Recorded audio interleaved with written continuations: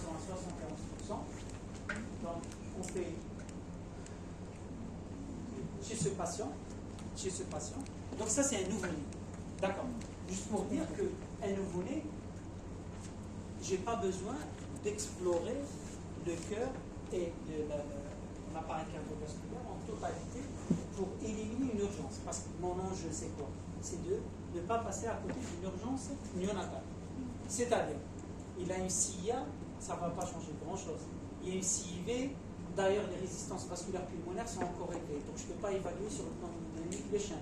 Il y a une anomalie partielle du retour veineux pulmonaire. Donc là, il y a certains groupes de pathologies qui ne sont pas vraiment importants à chercher à cet âge. D'accord. Donc, mon souci principal, c'est de chercher une urgence cyanogène néonatale. Donc, quelles sont les coupes qui sont indispensables et, si vous voulez, suffisantes pour éliminer une urgence cyanogène chez ce nouveau. Donc, chez ce nouveau, j'ai besoin exclusivement, principalement de deux coupes. D'accord. Une coupe 4 cavités et une coupe parasternale, petit axe. Petit axe, c'est la petite axe. Donc, petit axe, 4 cavités, c'est suffisant pour éliminer une urgence néonatale cyanogène. Donc là, si on revient,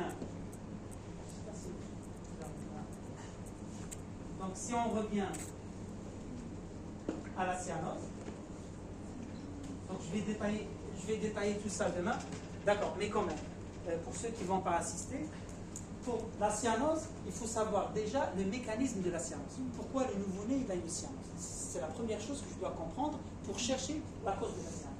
Donc la cyanose a principalement 3 origines. Donc, soit un cyanose qu'on appelle cyanose de mixing. Cyanose de mixing, c'est-à-dire quoi? Le sang bleu qui est censé passer dans les poumons pour être oxygéné, il passe dans l'aorte. D'accord. Donc là, c'est-à-dire le sang bleu, il fait fausse route. Au lieu d'aller vers les poumons, il va vers l'aorte. Ça, c'est... Donc, quelle anomalie je vais trouver ce type? C'est la TGV. Dans la TGV, l'aorte, elle sort du VD. Donc, le VD il reçoit du sang bleu de l'oreillette droite qui le reçoit de la veine cave supérieure et inférieure. Donc, ça donne une cyanose. Parce que le sang bleu s'est trompé de route. Par contre, chez ces patients, le débit pulmonaire est normal, voire élevé. Il a un débit pulmonaire, c'est-à-dire la quantité de sang qui passe dans le poumon, elle est tout à fait normale. Deuxième type, c'est les situations qui donnent une hypoperfusion pulmonaire. C'est-à-dire, il n'y a pas assez de sang qui passe dans les poumons pour être oxygéné. Là, c'est quel type de pathologie? Atrésie pulmonaire et rétrécissement pulmonaire critique. Donc, c'est des situations qui donnent ça. D'accord. Donc, je vais essayer, premièrement, de chercher le sang bleu, il passe où? C'est-à-dire chercher une TGV.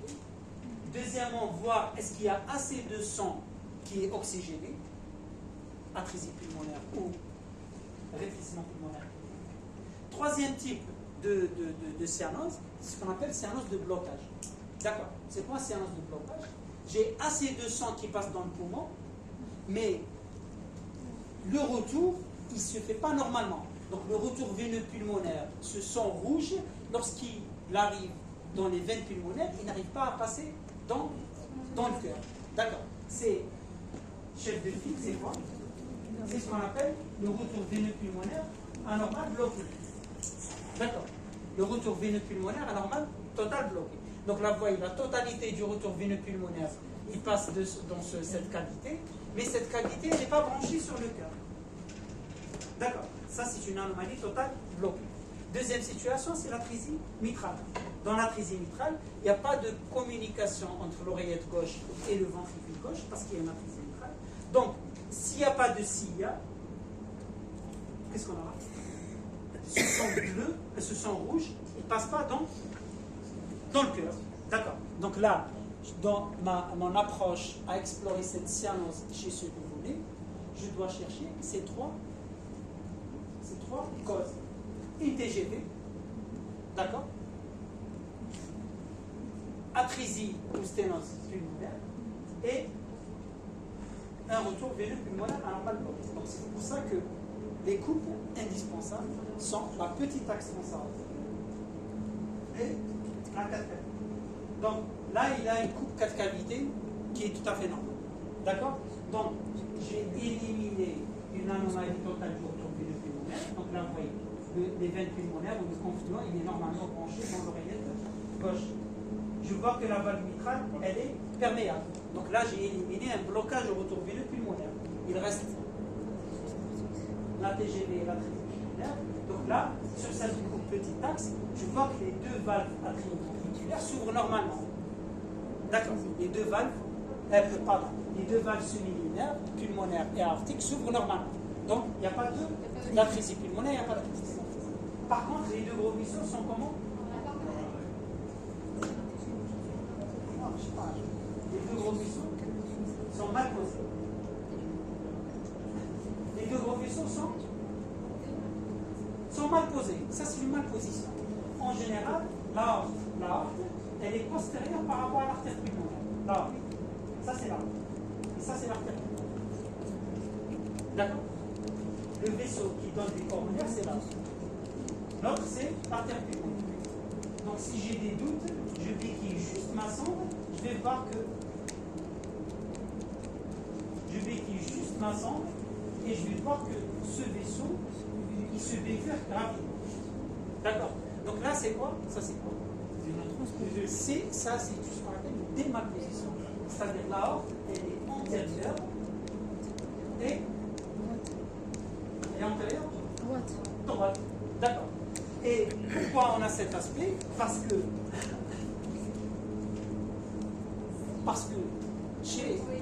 ça c'est un embryon. L'embryon, l'artère pulmonaire, elle est là. L'aorte, elle est là. L'aorte, elle est strictement antérieure à l'artère pulmonaire, chez l'embryon. Et l'aorte, qu'est-ce qu'elle va faire? Voilà, pour se raccorder au ventricule gauche qui est postérieur. Ventricule gauche. Le ventricule gauche, il est postérieur. Le ventricule gauche, il est là. D'accord? Il est là, le ventricule gauche. L'artère pulmonaire, l'aorte, elle est antérieure stricte par rapport à l'artère pulmonaire chez l'embryon. Donc, l'aorte, qu'est-ce qu'elle va faire? Qu'est-ce qu'elle va faire? Elle va choisir soit passer à gauche, soit passer à droite. D'accord? Soit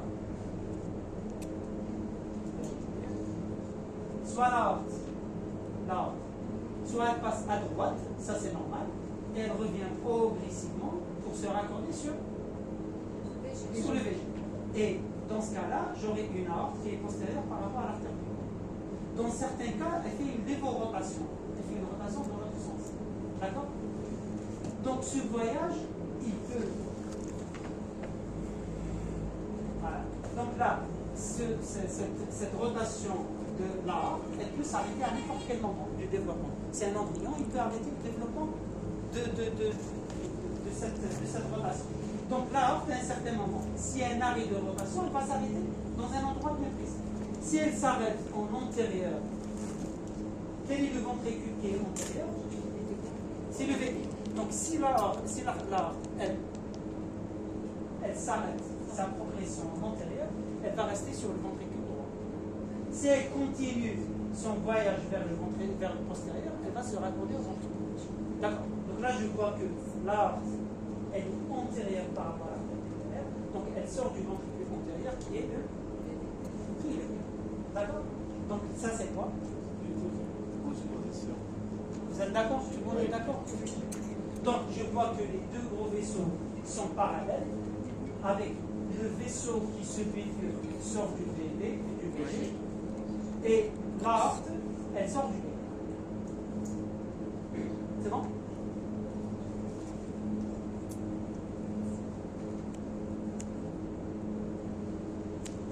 L'aspect parallèle des deux gros vaisseaux, je peux l'avoir également sur le coup par l'artère pulmonaire. Donc, l'artère pulmonaire sort du ventricule postérieur qui est le VG. L'aorte qui est antérieure sort du ventricule gauche. Ventricule. Donc, quel est le diagnostic? Très bien. Donc, juste pour revenir, quelle est la coupe qui, au mieux, permet d'orienter vers la transposition? C'est la petite axe transaortique. D'accord? Donc, en matière d'exploration du cyanose chez le nouveau-né, j'ai besoin de deux. La carte cavité et la petite axe transarbre. Donc, le patient, qu'est-ce qu'il a? Il a une TGV, ce qu'on appelle la TGV complète. D'accord. Il y a trois types de TGV. Il y a la TGV complète, il y a la TGV corrigée, c'est quand on a une double discordance, d'accord, avec un VD systémique. Il y a la TGV partielle, c'est un VDDI type TGV. D'accord. Donc, quelles sont les coupes? Deux vaisseaux parallèles sur une coupe 5 cavités ou une coupe parasternale. Donc, deux gros vaisseaux parallèles sur une coupe 5 cavités parasternale et sur une coupe parasternale max et l'artère pulmonaire. Donc, chez ce patient, qu'est-ce que je vais explorer? Je vais essayer de voir, il est en vie. D'accord. Donc là, automatiquement, il y a un shunt anormal. Pourquoi? Parce que le sang oxygéné, il passe dans l'artère pulmonaire et le sang bleu, il passe dans l'aorte. Donc il doit y avoir à un certain étage un excès. Donc là, je vais essayer de chercher soit une CIV, soit une CIA, soit un canal artériel. D'accord? Donc parmi ces shunts, quel est le shunt qui assure un mixing? C'est la CIA. Il n'y a que la CIA qui assure le mixing. D'accord. Je vais vous expliquer c'est quoi le mixing.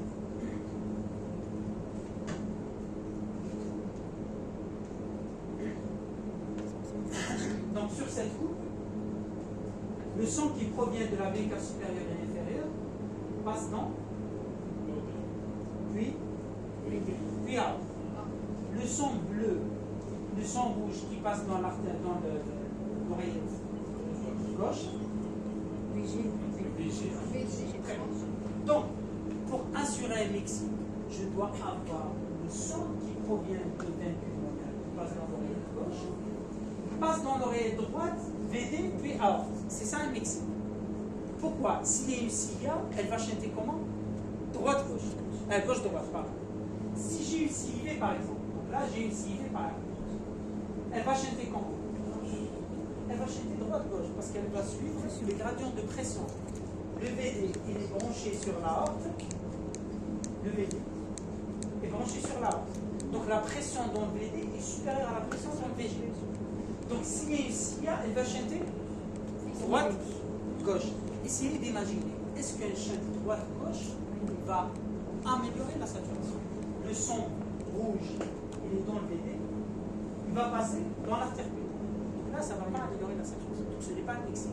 Le même mécanisme, on le voit avec l'artère pulmonaire, avec le canal artériel. Si j'ai un canal artériel qui va chanter de l'aorte vers l'artère pulmonaire, est-ce que ça va améliorer la saturation? Bien sûr. Donc, c'est la CIA qui assure un mixing. C'est la CIA qui va ramener du sang rouge de l'oreillette gauche vers l'oreillette droite, vers le VD, vers l'aorte. D'accord? Donc, chez ce patient, les trois défects améliorent la saturation. Mais le seul défect qui assure le mixing, c'est la CIV. Quelle est la différence entre eux? La CIV, elle va améliorer la saturation. Pourquoi? Parce qu'elle va donner de l'HTRB. Donc, automatiquement, il y aura plus de sang qui est oxygéné, d'accord? Et on a une amélioration de la saturation. Mais au dépend de quoi? Du HTRB. Le canal artériel, c'est la même chose. Il va améliorer le débit pulmonaire, donc il va augmenter la saturation par augmentation des pressions pulmonaires. Donc ça va donner également de l'HTRB. Le seul défect qui assure un mixing sans augmenter les pressions pulmonaires, c'est la CIV. C'est pour ça que le meilleur défect, c'est quoi? C'est ici. Donc chez ce patient, je cherche du mets un Doppler, il n'y a pas de CIV. J'ai pas de CIV. Donc quelle est la conduite atténuée d'urgence? Bien sûr, il faut créer ici. Donc la CIA, elle a la main brachée, c'est quoi? On passe à travers la veine fémorale, veine cave inférieure. Donc on met une sonde, d'accord, à ballonner. on rentre dans l'oreillette droite, on traverse le fort, on gonfle le ballon dans l'oreillette gauche et on tire. D'accord? Donc comme ça, on va déchirer le septum métacarpial et on va créer ici. C'est ça la manœuvre. Donc là, juste pour revenir, le meilleur défect, c'est quoi? C'est la CIA. Parce que la CIA, elle assure un mixing. Elle va chanter gauche-droite, c'est-à-dire elle va ramener du sang rouge des veines pulmonaires vers l'OD, vers le VD, vers l'aorte. D'accord? Alors qu'une CIV, elle va chanter dans le sens inverse. Le canal artériel, il chante dans le sens inverse. Donc ça aide, mais au dépend d'une HTAP. Ça aide pas beaucoup. C'est pas comme ici. Donc après, quelles sont les options thérapeutiques chirurgicales? Donc là, j'ai fait une manœuvre Rashkid. Donc une fois qu'on fait une manœuvre Rashkid, on est sorti de l'urgence. Après création de la CIA, je peux attendre 4 mois, 5 mois, 6 mois. Il y a des malades qui ont survécu 9 mois après la manœuvre Rashkid. Donc l'urgence, l'extrême urgence, c'est quoi? C'est les CIA. Donc une fois que je crée une CIA, là je suis tranquille. Je peux réfléchir à tête reposée devant mon patient. Donc quelles sont les options thérapeutiques? Qu'est-ce que je peux proposer pour ce patient? Là, je parle des options. Quelles sont mes options? C'est-à-dire, voilà, en fonction. Donc, chez ce patient, je peux proposer une patient, l'idéal c'est un switch artériel. Un switch artériel, c'est-à-dire c'est une correction anatomique. Je coupe les deux gros vaisseaux et je vais les détransposer. Je vais mettre l'aorte sur le VG et l'artère pulmonaire sur le dos. Les limites de cette technique, c'est quoi? La position. La position des artères. C'est la position des deux artères. C'est le VG. Le VG est branché sur le tronc de l'artère pulmonaire. Il risque de se désadapter avec le temps. À la naissance et la première semaine, les résistances vasculaires pulmonaires sont élevées. Donc ce ventricule gauche, il travaille contre des résistances élevées. Mais le problème après, ces résistances vont chuter. Donc ce ventricule gauche, qu'est-ce qu'il va faire? Il va se désadapter. Il va se déconditionner. On appelle désadaptation, déconditionnement. Il n'y aura pas une dysfonction VG. Au contraire, la fraction d'éjection, elle devient élevée. Si je fais prendre une fraction d'éjection, je vais la trouver à 80, 70. D'accord. Donc ce n'est pas la fonction VG. C'est la masse musculaire. C'est sa paroi qui va devenir avec le temps fine. D'accord. Donc il va perdre de sa masse musculaire. Donc avant de proposer un switch artériel, je dois être sûr que la masse musculaire, elle est toujours suffisante. Donc je mesure la masse musculaire, je l'indexe sur la surface corporelle. Si c'est bon, je l'envoie le malade en chirurgie. Et bien sûr, il y a l'aspect visuel. Si je vois que le ventricule gauche il se déforme en banane, sa paroi elle devient très fine. Donc là, c'est un VG. Il est comment? Il est déconditionné. Et c'est une contre-indication au switch artériel. C'est-à-dire, si je coupe les deux gros vaisseaux, je les détranspose, et le ventricule gauche, il n'a pas la force, ce n'est pas une question de force, c'est une question de masse musculaire. Il n'a pas de masse musculaire suffisante, il ne va pas travailler. Il va gonfler comme un ballon et il ne va pas trop. Ça ne démarre pas après la chirurgie. D'accord. Donc avant de proposer malade pour un switch, je dois être sûr que le VG est conditionné. Et sa masse musculaire, elle est suffisante. Si le VG est déconditionné, qu'est-ce que je vais faire? Je vais faire un switch atrial, pardon. Donc au lieu de switcher à l'étage vasculaire, je vais switcher à l'étage atrial. Donc en quelque sorte, je vais inverser les deux oreillettes. Donc l'oreillette droite qui reçoit du sang bleu, je vais la brancher sur le ventricule gauche. L'oreillette gauche qui reçoit du sang rouge, je vais la brancher sur le VD. Donc ce sang rouge, il va passer dans le VD, puis dans l'aorte. Mais qu'est-ce que j'aurai en conséquence? Un VD systémique. Voilà, une double discordance. Le ventricule droit, je vais le laisser en position systémique. On sait que le ventricule droit, avec le temps, il va se fatiguer. Donc là, chez ce patient, j'aurai en plus des problèmes anatomiques, parce que les signes, il expose le patient à d'autres problèmes d'ordre anatomique.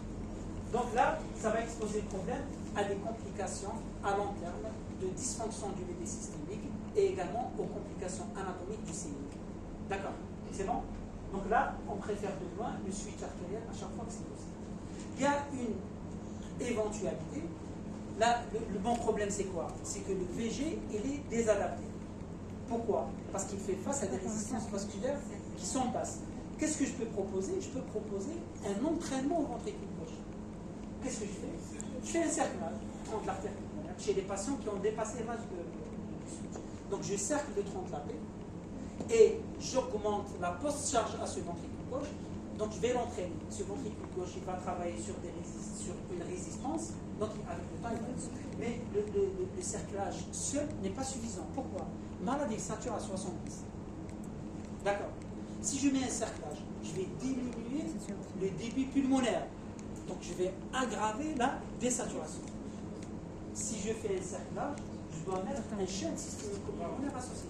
Donc je dois brancher une artère sous-clavière avec une artère pulmonaire pour améliorer le débit. Parce que si je mets un cerclage, je vais diminuer le débit pulmonaire. Pour améliorer le débit, je vais mettre un chaîne systémico-pulmonaire. Donc c'est ce qu'on fait. Cerclage plus chaîne. D'accord? Donc là, je vous montre la technique de switch. Là, on a une transposition avec VD branché sur la harpe. On coupe les deux et on détranspose. D'accord? On fait une manœuvre ATA, manœuvre de Lecomte, et on détranspose.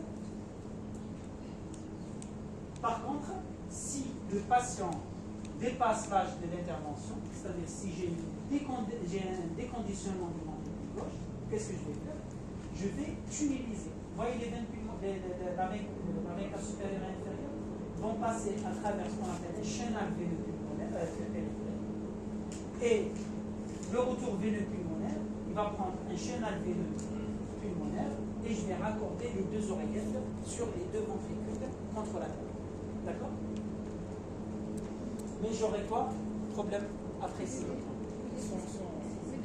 VD systémique avec le temps, il va descendre.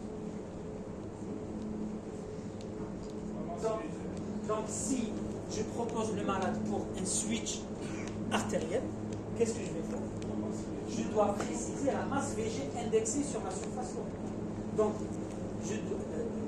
pour permettre un switch artériel, j'ai besoin au minimum 40 grammes par mètre carré.